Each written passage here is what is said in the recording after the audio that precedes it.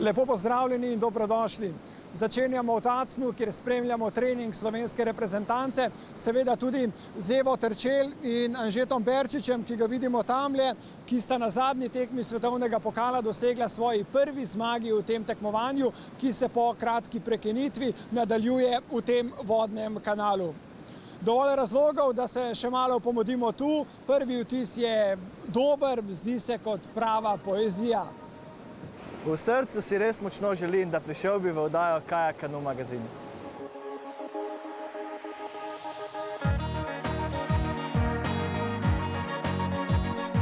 Miha Terdić se je v zgodovino slaloma na divjih vodah vpisal s srebrom na svetovnem prvenstvu leta 2002.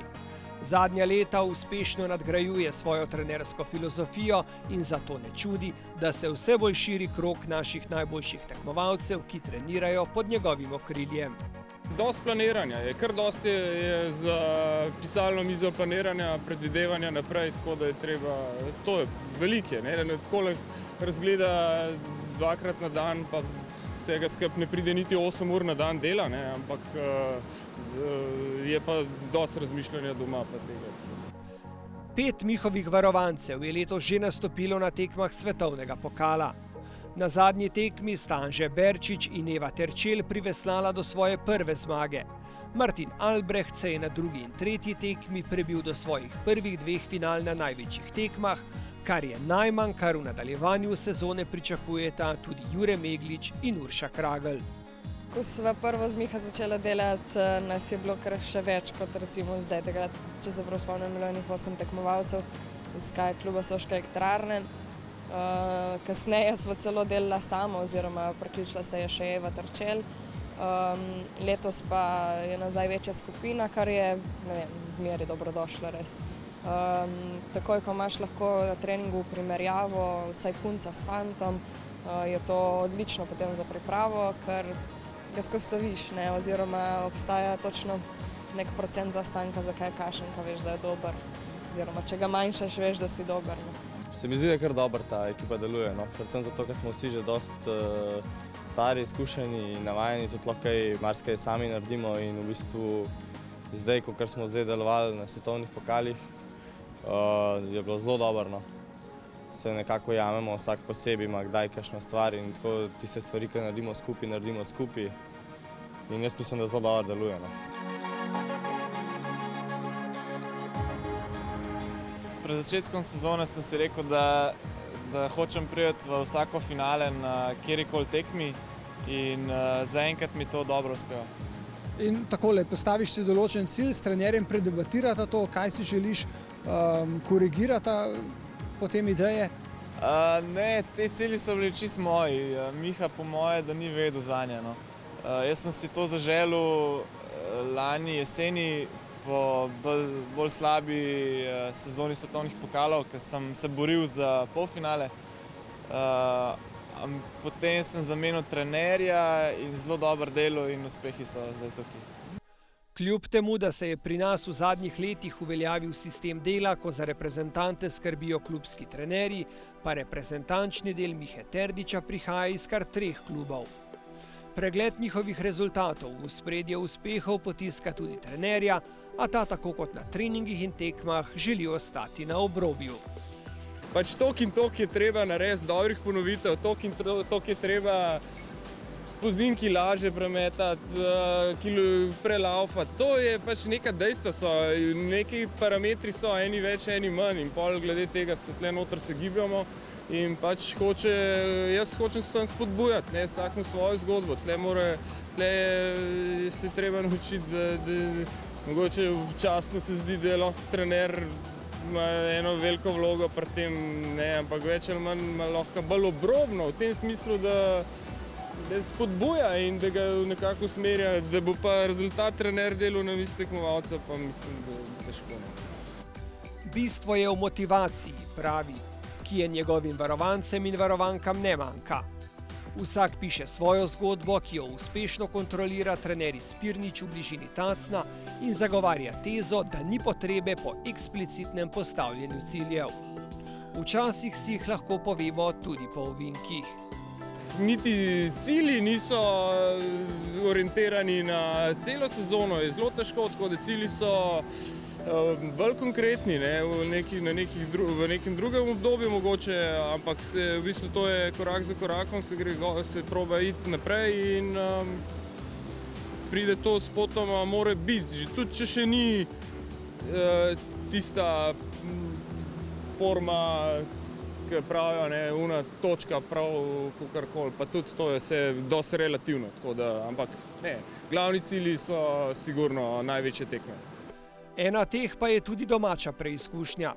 Naslednja tekma svetovnega pokala bo prav na Brzicah Save v Tacnu, kjer je Miha leta 2002 dobil tekmo svetovnega pokala. Le kdo je tokrat na vrsti?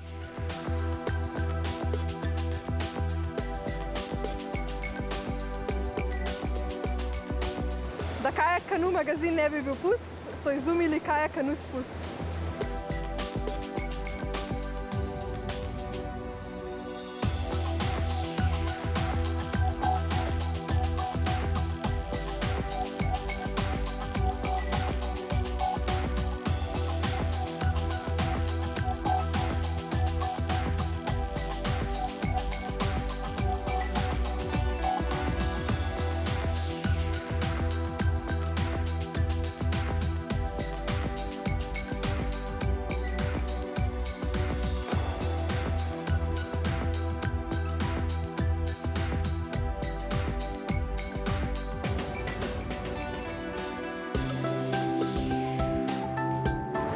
Kar tega prvega, hitro za hitre.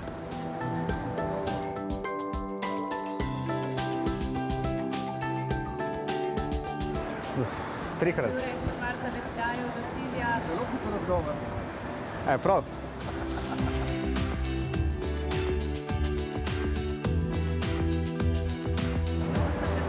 Aha, za krajšek jošt.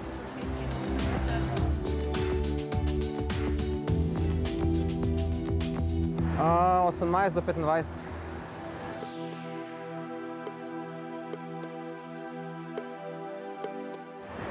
Luka.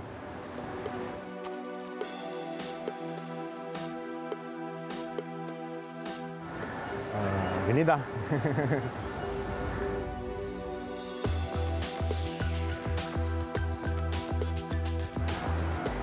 Tisoč.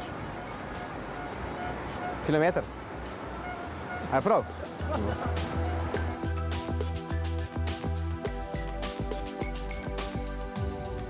113, Ja, 28. pa to dve zaporedni, to je bil Abramič Jernej potem. 86. Aha, dobro.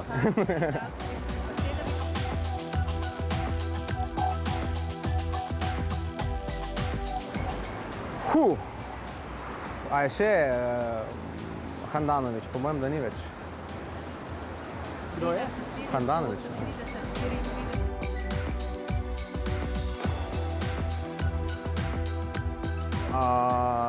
Ja, Malković, a je možno? No.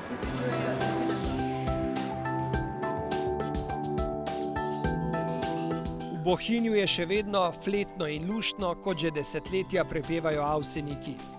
Jezero svojo okolico pa razkriva tudi zgodbo tukajšnjega kajakaškega kluba, ki je bil bojda ideja številnih bohinjcev, a jo je uspel uresničiti samo eden.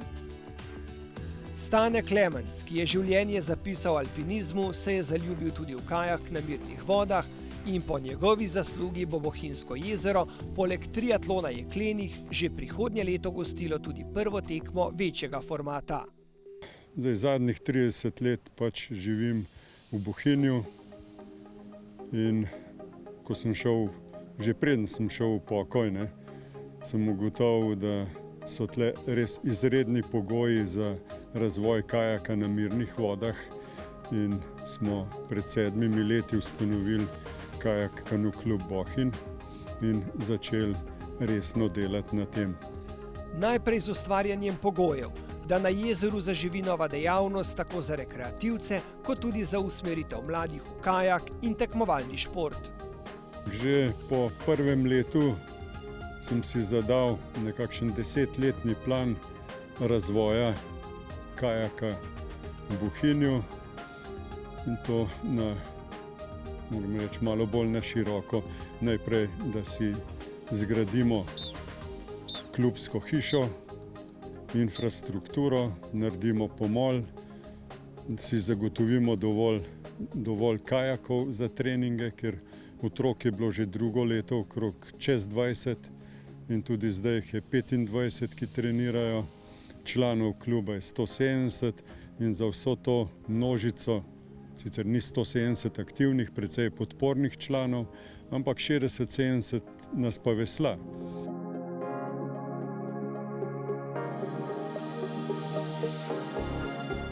Vidimo, kako ste si uredili svoj prostor za suhi trening. Tukaj v Bohinju lahko rečemo, da imate najlepše pogoje za trening na svetu. Bi rekli, da so tudi najboljši. Se strinjam povsem. Mati narava nas je res dobro obdarila z jezerom. Fitness smo si po svojih željah prikrojili. Načeloma otroci uživajo tudi v takih pogojih. Želimo si seveda mnogo boljših. Za začetek, za prvo silo je, za boljše rezultate in nadaljne delo pa bomo potrebovali brez dvoma boljše pogoje, fitness v zaprtih prostorih z kontroliranimi pogoji. Ampak tudi tole ne zgleda slabo. Ne zgleda slabo, sploh če pogledate otroke, kako uživajo. Kakšno je zanimanje za kajak v tem vašem okolju? Zanimanje je vsako leto več. Določen plus, da tudi tekma triatlon jeklenih, ki sploh zaradi tega, ker tekmovalci triatlona želijo izboljšati svoje rezultate, večkrat pridejo naokrog, se pozanimati o tehniki in nadgrajevanju svojega znanja, tako da sodelujemo tudi s triatlonci kar v redu.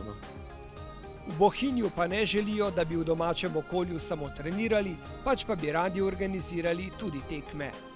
Za maraton imamo boljše možnosti kot za tekme na mirni vodi v sprintu, ker tam je treba 9 prog in tisto je pri nas, ker je jezero v Triglavskem parku in zaradi same specifike jezera, ker je zelo globoko, je težko postavljati proge. In tako bodo že prihodnjo sezono organizirali tekmo svetovnega pokala v maratonu. Tako pomembnega tekmovanja na mirnih vodah pri nas še nismo imeli.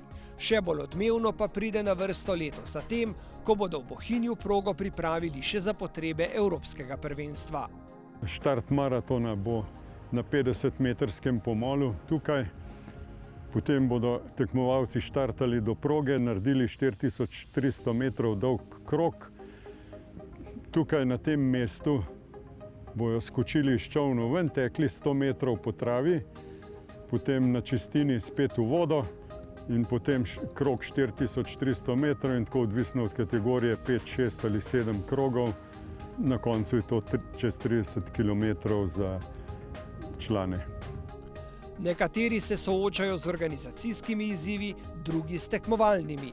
Matija Odar komaj čaka domači preizkušnji, potem ko je prvi maraton letos okusil na Evropskem prvenstvu na Portugalskem.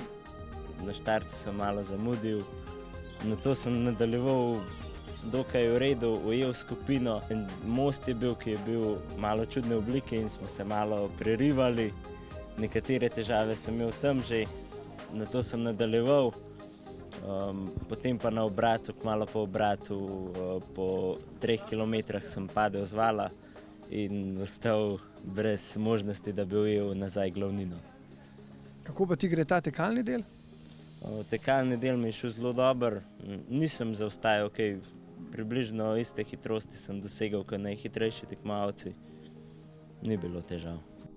Oče bohinjskega kajaka upa, da bodo po evropskem nekoč organizirali tudi svetovno prvenstvo. Še prej pa uredili pogoje za vadbo domačih kajakašev. Mislim, da bo že ta objekt, ki ga bomo zgradili pod Skalco naslednje leto, če bo vse ostalo tako, kot je obljubljeno. Že ta objekt nam bo nudil dokaj dobre pogoje, ker zdaj nimamo ne garderobe, ne slačilnice, ne nič, še vedno se pač od februarja naprej pod drevesi preoblačimo in tresemo v mrazu. In zraven bi radi pokrili še čolnarno, da so čolni zaščiteni pred vremenskimi pogoji in pred soncem. Pač razvoj gre v pravo smer, vemo, kaj moramo imeti. Zdaj moramo pač kljub krizi poskušati napredovati.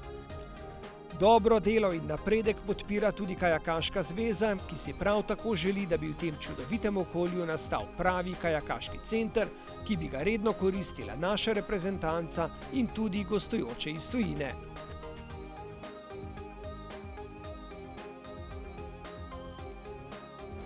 Mami, glej Kajak Kanu magazin, ker noter nastopa tvoj sin.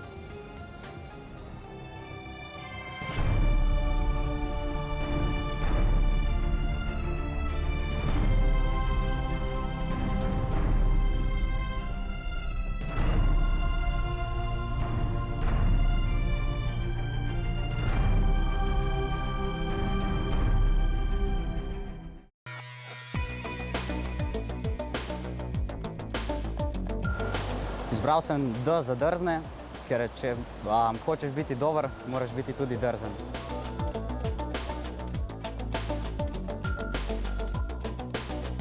Moški, Peter Kauser.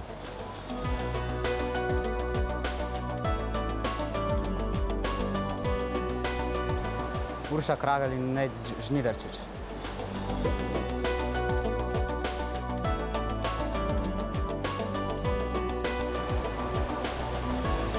Rok Kuk, lebanje od spredi.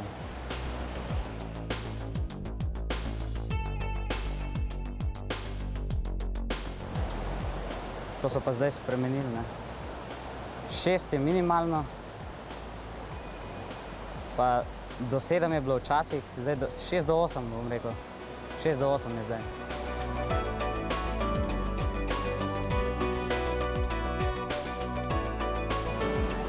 Rdeče.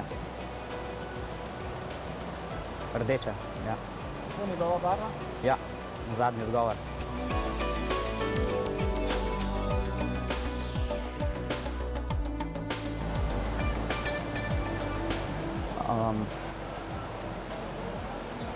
Moški so 200 pa Jurija, ženske so pa 200 pa 500. Zadnji odgovor.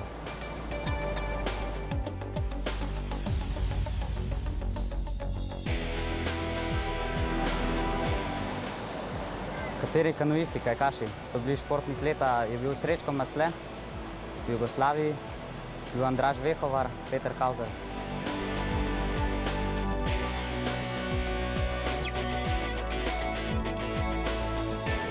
Zorman. Uroš Zorman.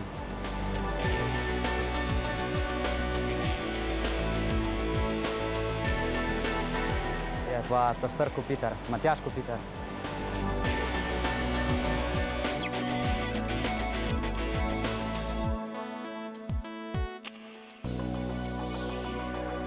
Pogledali bomo novo poglavje v barvnih veslih, zato nas je Gregor tokrat povabil na Sočo. Živjo, Gregor, tukaj je čudovito, ampak s kakšnim namenom smo prišli sem? Ja, pozdravljen, tukaj smo zato, da si pogledamo kajak na divjih vodah, se pravi še eno od vsebin barvnih vesel. Zdaj v tem času, ko je nizek vodostaj, lahko tukaj še najbolj prikažemo vse, kar je za to potrebno. Vemo že, da mora biti kajakaš kompetenten za dosego modrega vesla. Tukaj si bomo pa pogledali, kaj vse je potrebno za to disciplino. Začeli bomo znova z modrimi vesli. Kar povej, katere elemente si se odločil posebej izpostaviti? To je vstop v protitok. Pri tem moramo biti pozorni na 3 dejavnike, in sicer primerne zaveslaje, primerno hitrost in pa kot čolna. V nasprotnem primeru lahko protitok zamudimo. Če pa vse ustreza danim pogojem, se lahko pravzaprav za vsakim kamnom, za vsako skalo varno ustavimo in počakamo skupino ali pa izkoristimo za vajo. Seveda moramo iz protitoka tudi nazaj v tok, smo že takoj pri naslednji vaji, ki se imenuje vstop v tok. Stvari so tukaj enake, spet prilagajamo kot čolna glede na hitrost toka, lastno hitrost in pa uporabljamo pravilne zaveslaje. Prečkanje toka, pri tem gre za to, da gremo iz enega brega reke na drugega in to tako, da nas voda ne odnaša, ne izgubljamo višine oziroma je dopusten odmik nekje do dolžine enega čolna. Val. Valove uporabljamo med drugim tudi zato, da prečkamo s surfanjem oziroma z jezdenjem valov. Pri tem mora biti kajakaš dovolj dober, da kot prvo prepozna vodno tvorbo, se pravi val opazi in se potem pravilno vključi vanj, presurfa po dolini vala in na drugi strani tudi izstopi iz vala. Zelo pomembne so tudi prvine reševanja, vedno bolj pravzaprav, se pravi eskimski obrat mora kandidat že obvladati, k temu se doda še reševanje z reševalno vrvjo in pa defenzivno in ofenzivno plavanje na divji vodi. Ogromno znanja je potrebno za modro veslo. Gregor, kaj potem sploh še ostane za rdeče in pa črno? Ja, divja voda je dovolj dinamična, da ostane nekaj tudi za napredne stopnje.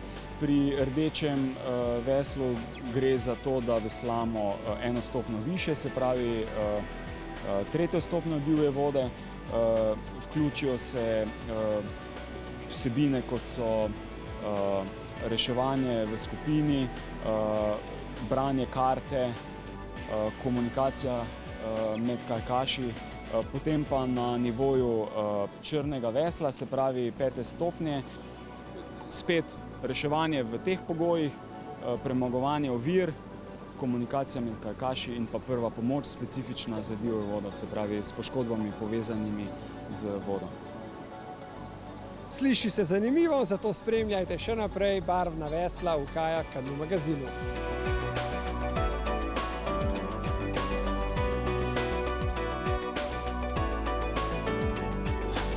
Če ste barvnim veslom zares zvesti, si pustite brado do nezavesti. To je bil 4. letošnji Kajak Kanu magazin. Od petka do nedelje pa vabljeni v Tacen, ki bo 4. letošnja postaja karavane svetovnega pokala. Naslednja oddaja bo na sporedu 2. torek v mesecu septembru, ko vas seveda znova pričakujemo pred malimi ekrani.